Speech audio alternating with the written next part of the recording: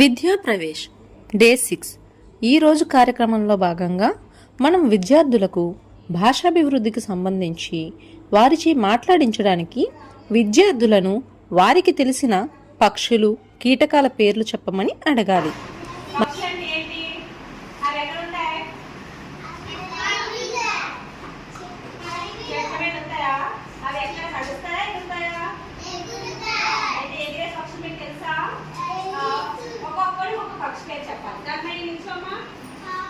Very good. Sira పక్షి పేరు.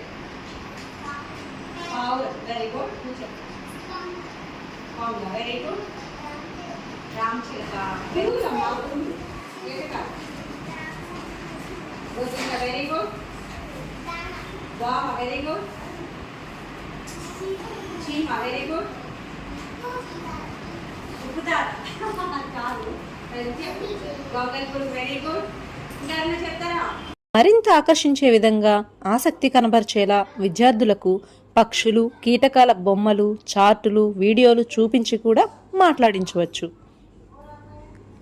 అభిజ్ఞాభివృద్ధి ఈ అంశానికి సంబంధించి ఈరోజు మన తరగతి గది పరిసరాలు ఇల్లు ఇలా వాటికి సంబంధించిన కొన్ని వస్తువులు అంటే విద్యార్థుల స్థాయిని అనుసరించి సేకరించుకోవాలి.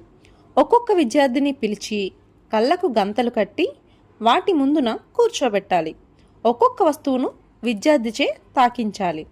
వారు ఆ వస్తువును తాకి దాని పేరు దానిని ఎందుకోసం వినియోగిస్తామో తెలియజేయాలి. ఇక్కడ నేను కొన్ని వస్తువులు పెట్టాను. నువ్వు వీటిని ముట్టుకొని ఆ వస్తువు ఏంటో చెప్పాలి, దాన్ని మనం ఎందుకు ఉపయోగిస్తామో చెప్పాలి. ఓకేనా? చెప్తావా? గుడ్. ఏంటిది? పుస్తకం. Very good. దేనికి ఉపయోగిస్తాం పుస్తకాన్ని? Very good. నెక్స్ట్ ఏంటిది? ఎరేజర్. Very good. చెప్పుకోవడానికి. Very good. ఇదేంటిది? Very good. గ్లాస్ దేనికి వాడతాం? Very good. సూపర్. చెప్పాలి. ఓకేనా? గుడ్. ఇదేంటిది? Very good. పెన్సిల్ దేనికి వాడతాం? Very good. Super.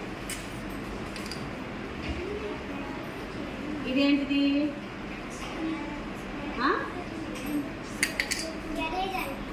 చెక్కుకునేది. Very good. ఏం చెప్తావు దీంతో?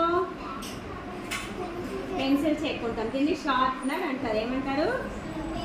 Very good. సూపర్. ఈ విధంగా విద్యార్థుల స్థాయిని అంచనా వేయవచ్చు.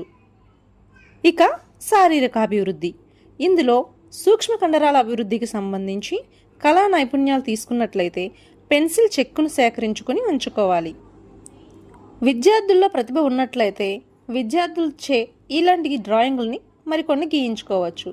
లేదా ఈ విధంగా గీసినటువంటి డ్రాయింగ్లు ఏమైనా అందుబాటులో ఉంటే వాటిని సేకరించుకుని వాటిపై పెన్సిల్ చెక్కుతో ఈ విధంగా డిజైన్ చేయించుకోవాలి. వాటిపై ఈ విధంగా పెన్సిల్ చెక్కును ఉపయోగించి పూలు మొగ్గలు గౌను చెట్టు ఇలాంటి ఎన్నో ఆకారాలను తయారు చేయించవచ్చు. ఈ విధంగా సూక్ష్మ కండరాల అభివృద్ధిని పెంపొందించవచ్చు.